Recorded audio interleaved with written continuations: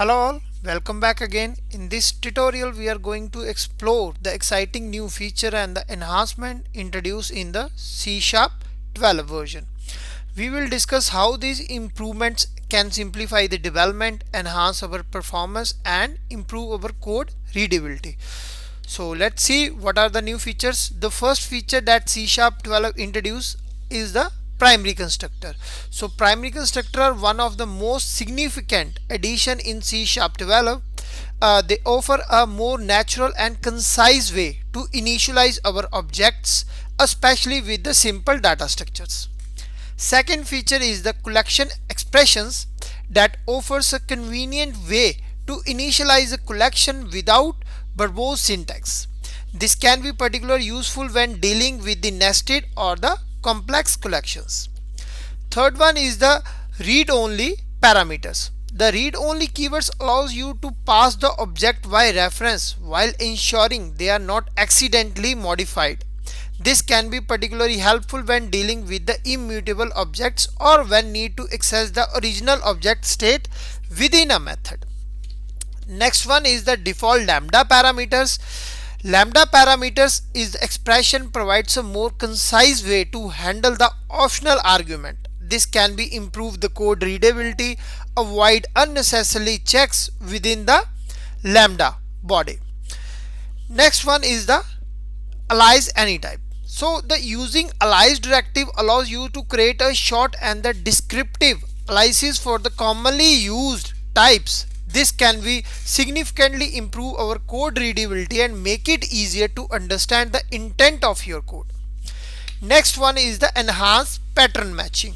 In C# 12 you can see the provide the several new features that introduce the more versatile and convenient. This allows you to write a cleaner and the more concise code when you are working on the pattern matching.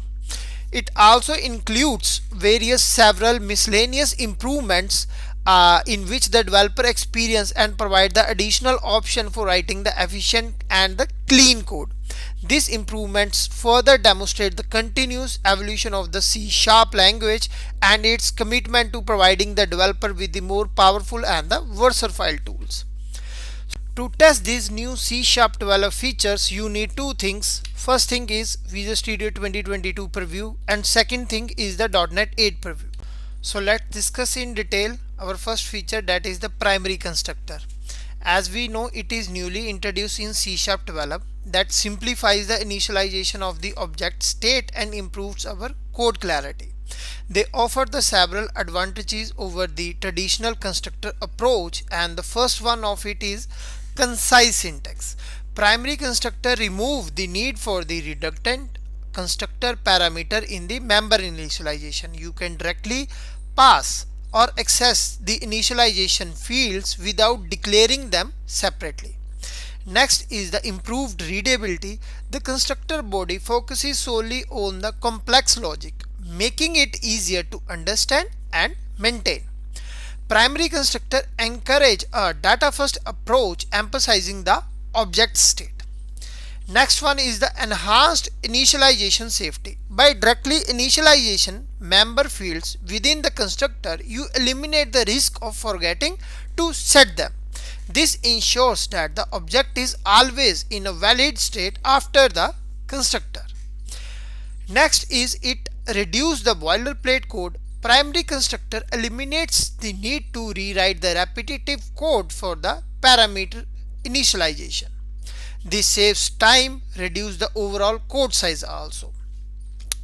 Last but not the least, compatibility with the existing code. Primary constructor are compatible with the existing code and can be used in conjunction with the traditional constructor also. You can gradually adopt them in your code base without breaking your existing functionality.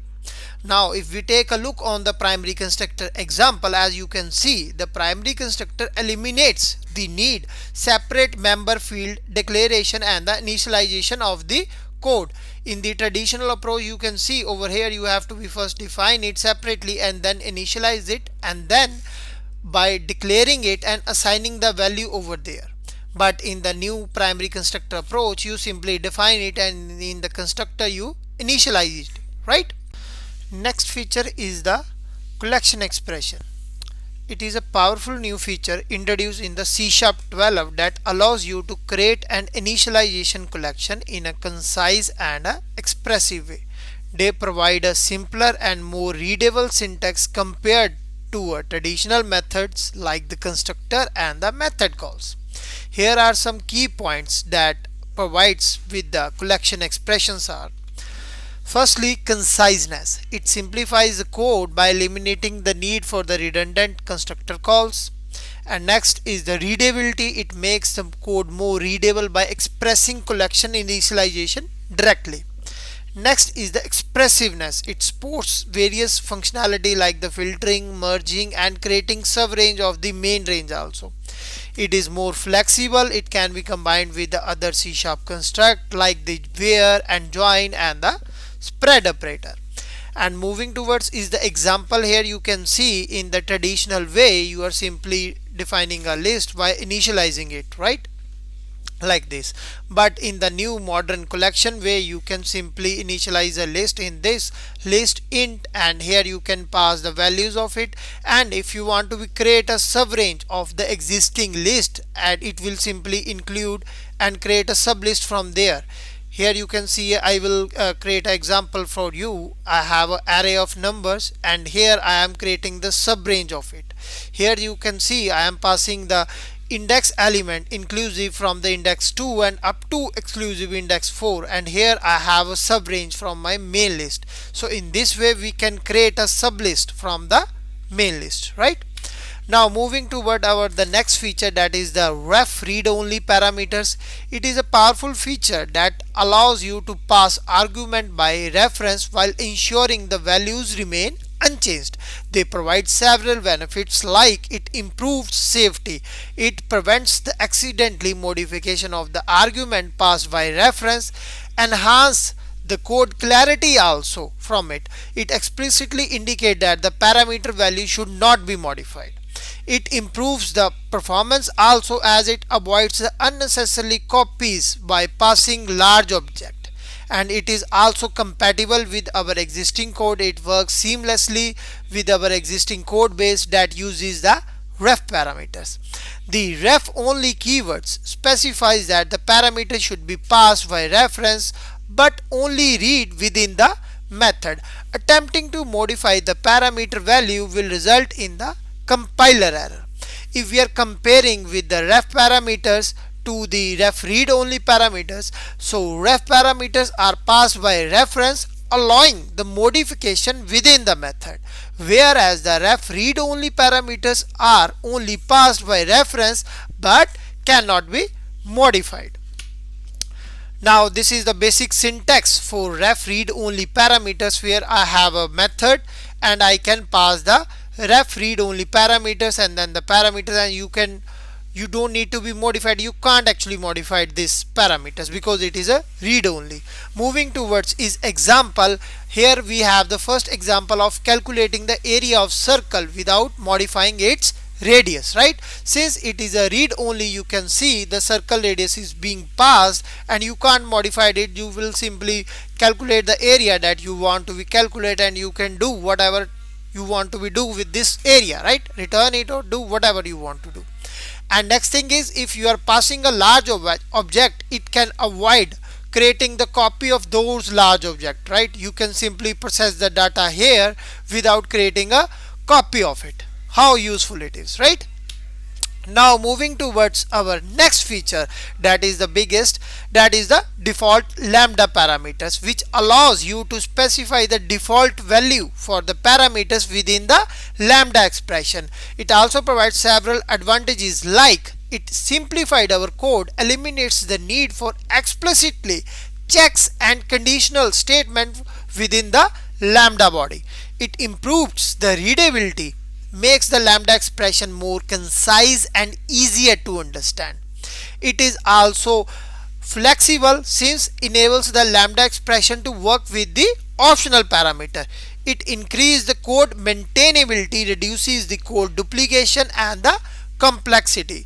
Basic syntax for lambda, default lambda parameters are here. We have the values from it, and here is the lambda expression, and you can process the value it is. The syntax defines a lambda expression, basically takes the two parameters value and the increment. A value should be the mandatory field and the integer increment is the optional with the default value of 1 to it. Moving towards is example, as you can see, using the default lambda parameters eliminates the need for the explicitly checks and make our code more concise, right? Now if you can see the default values that can be passed for any parameter type in the lambda expression is also a lambda. You can provide the default value for the multiple parameters in order they are defined. If no default value parameter is provided, the parameters becomes mandatory. Default lambda parameters can be used with various lambda expressions, including the anonymous method and the action delegates also. Here you can see how easier it is. Now if we are compare both with the traditional and the new default lambda expression, we no need to be checked for the nulls that we are doing inside the lambda functions previously. Okay, here it will be automatically handled in the new way. Moving towards our next feature, that is the Alias AnyType, a powerful feature that allows you to create a shorter and a more descriptive names for the commonly used type. These features enhancing the code readability and the maintainability, especially when you are dealing with the complex and the nested type. Basically, here is the some benefit of it, like it improves the readability, makes our code more easier to read and understand by reducing the code complexity. Next one is the enhanced maintainability, reduces the cognitive load by replacing the verbose type names and the shorter alias name. It increases the consistency, promotes basically in your code style by ensuring the uniform uses of your type name, and it also reduces the boilerplate, saving our times and improve the code conciseness. If we are moving towards its syntax, so the syntax defined as alias named as the alias name for both the type name. You can then use the alias throughout your code instead of the full type name, right? How cool it is. Now moving towards its example, if you can see, the alias can be used by any valid C# type, including the primitive type, user defined type and the generic type. The alias name must be unique within the scope it is defined. You can use the alias anywhere you want to be used. Normally the full type name alias do not change the actual type or its behavior. By adopting alias AnyType, effectively C# developer can write and you can say a cleaner and more readable and the maintainable code, ultimately leading to a more enjoyable and the productive development experience for all the developers. If you can take a look on the slide that we have right now with us, we have various examples how we can use it. Here is a very good example, like if you can say I have this system.numeric.vector3 namespace and I am using at point 3D, right? Now how cool it is, we can actually give it a meaningful name the way we want to be give it in our code, and everyone is able to understand what this namespace is doing actually, right? Now moving towards our next feature, that is the enhanced pattern matching. So C# introduced a significant enhancement to the pattern matching feature, making it more powerful and readable and expressive, versatile to it, right? These improvements allows developer to write a cleaner and more concise and more readable code, I can say. The key enhancement that they provided into it is the switch expression enables the pattern matching within the switch statement, replacing the traditional switch with more concise and expressive syntax. Next is the relational pattern, allows you to direct comparison within the pattern using the operators like greater than, less than, greater than equal to and less than equal to. Next is the logical patterns that introduce and or patterns for combining multiple patterns into a complex conditional logic. And next one is the type pattern with the negation. Simplifies types check using is not for the negating type compatibility. And if we are talking about the benefit, it improves our readability, right? And which makes the more conditional logic more readable and easier to understand. Next is the conciseness, reduce the code sizes also, and eliminates the unnecessarily boilerplate code, right? If we are moving towards is example, you can see if we are comparing the traditional comparing logic, if statement and the nested checks can be cumbersome, difficult to read, and the pattern matches offers a more elegant and the efficient way to express the complex conditional logic. By utilizing the enhanced pattern matching effectively, developers can write a more cleanable and a readable code, you can say, that leads to ultimately product delivery efficiency and increase our development productivity. Here is some example in which the switch statement pattern matching we are doing, right? Now you can say how many less code we have to be write into our new syntax when we are matching patterns inside the logical and the switch statements inside of it. Here are some logical examples over there, like if I have to do some logical pattern comparison and then the negation type of patterns, right? Now last but not the least, miscellaneous improvements that we have in the C sharp, that includes the several additional enhancements such as record struct initialization, constant interpolation, and improve support for the asynchronous streams. These improvements further enhance the developer experience, and you can say provide optional writing and the efficient clean code. Like first is the record, and then you have the constant interpolation, and then improved support for the asynchronous streams.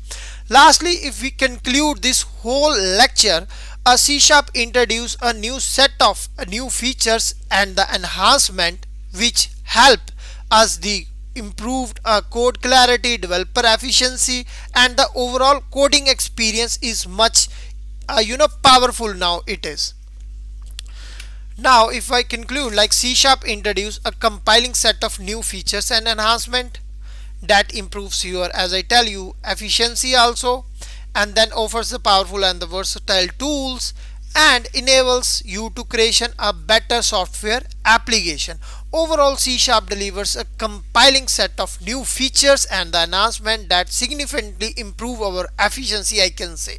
Okay, so if you have any comments or suggestion regarding this lecture, please leave your comment in below, and don't forget to share this tutorial with your friends, community, and your friend circle.